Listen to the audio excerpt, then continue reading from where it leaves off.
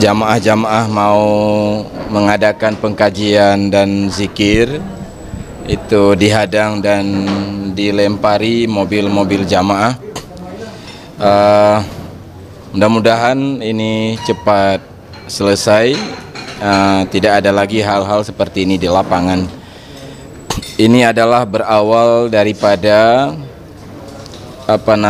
penjelasan daripada Abuya Amran Wali, artinya memberi jawaban kepada murid-murid yang bertanya soal isi daripada kitab Insan Kamil itu.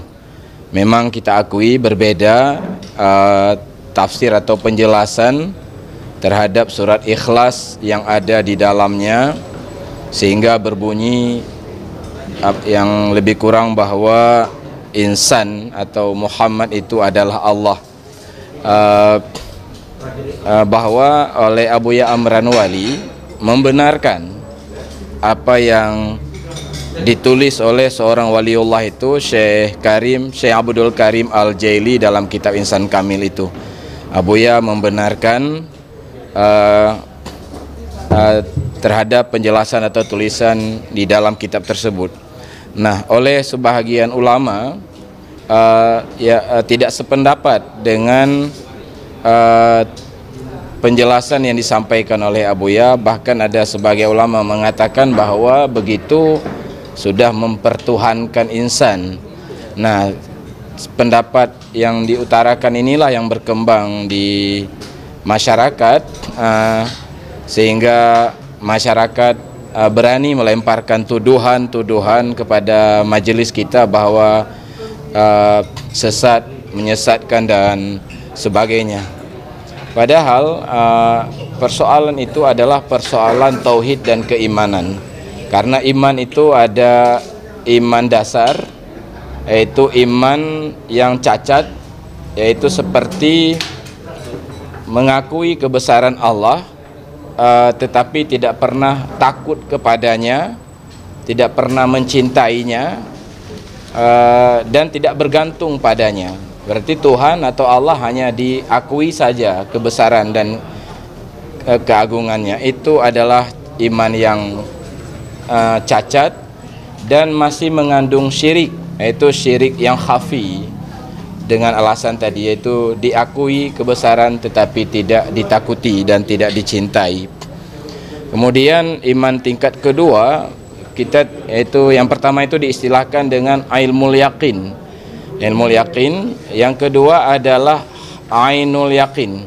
Artinya kebesaran Allah, sifat keagungannya itu masuk ke dalam batin kita, sehingga kita merasakan kehadirannya, kita timbul rasa cinta dan rindu padanya, itu dengan sebab datang kebesaran, keagungan ke dalam batin kita, sehingga hilanglah kebesaran selainnya, hilanglah perbuatan kita, hilanglah sifat kita, yang ada hanyalah perbuatannya, seperti ayat wallahu khalaqakum wa ma ta'malun, Allah yang mencipta kamu dan mencipta perbuatan kamu.